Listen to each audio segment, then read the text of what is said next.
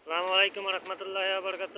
সম্মানিত হাজিরিন, দেখতে পাচ্ছেন অসাধারণ একটা প্ল্যাটফর্ম আরবি দরবার কর্তৃক পরিচালিত হাজীবাড়ি জামে মসজিদটি দেখতে পাচ্ছেন আপনারা।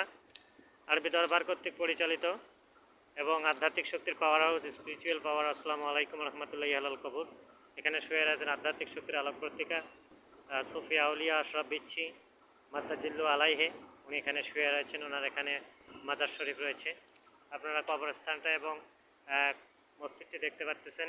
অসাধারণত মসজিদ এবং এইটা আরবি দরবার কর্তৃক পরিচালিত।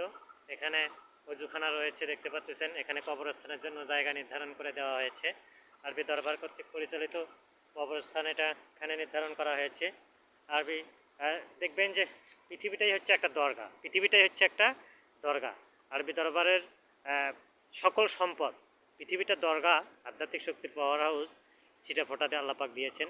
এই দরবারটির একচ্ছত্র মালিক সুফি হজরত মোহাম্মদ রফিকুল ইসলাম বিপুল এবং আধ্যাত্মিক শক্তির প্রধান হিসেবে কাজ করতেছেন। ইনশাল্লাহ আল্লাহর গোলাম হয়েছি, রাসূল সাল্লাল্লাহু আলাইহি ওয়াসাল্লামের খাদেম হয়েছি।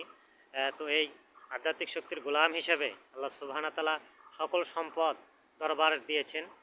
একচ্ছত্র মালিক, সত্ত্বাধিকারী, প্রবর্তক জনক সুফি হজরত মোহাম্মদ রফিকুল ইসলাম বিপুল এবং ইলহামে মনে জাগ্রত দর্শনের সব কিছুতে কারামত। আপনারা দেখতে পাচ্ছেন মসজিদ আরবি দরবার কর্তৃক পরিচালিত মসজিদের মিনারটি দেখতে পাচ্ছেন এবং মসজিদের সামনটা আপনারা দেখতে পাচ্ছেন। এইটা আরবি দরবার কর্তৃক পরিচালিত একচ্ছত্র মালিক এবং ওজিফা আধ্যাত্মিক শুধু আহলে বায়াত আল সুন্নতের এই জায়গাটি। অসাধারণত মসজিদ আপনারা দেখতে পাচ্ছেন এবং এই মসজিদের জন্য আপনারা এখানে এসে নামাজ পড়বেন। নামাজ পড়ার সঙ্গে সঙ্গে আপনারা খুব সুন্দরভাবে ইবাদত বন্দেগীতে মশগুল থাকবেন। আল্লাহ সুবহানাহু ওয়া তাআলা দেওয়া সাধারণত এই মসজিদের আধ্যাত্মিক শক্তির প্ল্যাটফর্ম। এখানে সুফি সাধক হজরত মোহাম্মদ রফিকুল ইসলামের একমাত্র দাদাজি মোহাম্মদ আশরাফ বিচ্ছি আউলিয়া, উনি আধ্যাত্মিক শক্তির একজন বুজুর্গানের দিন ছিলেন।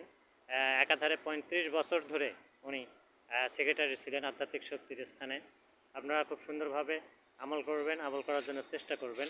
এখানে আমাদের অসাধারণত প্ল্যাটফর্ম আরবি দরবার কর্তৃক পরিচালিত এই জায়গাটা মসজিদে রূপান্তরিত হয়ে গিয়েছে। মসজিদের অজুখানাটা রয়েছে। আপনারা সকলেই এই স্থানে থাকবেন। সম্মানিত হাজিরিন, আল্লাহ সুবহানাহু ওয়া তাআলার হুকুম, নবী করিম সাল্লাল্লাহু আলাইহি ওয়াসাল্লামের রুহানি ইজাজত এবং বাতিনি তালিম থেকে আলোচনাটা শেষ করছি। আসসালামু আলাইকুম ওয়া রাহমাতুল্লাহি ওয়া বারাকাতুহু।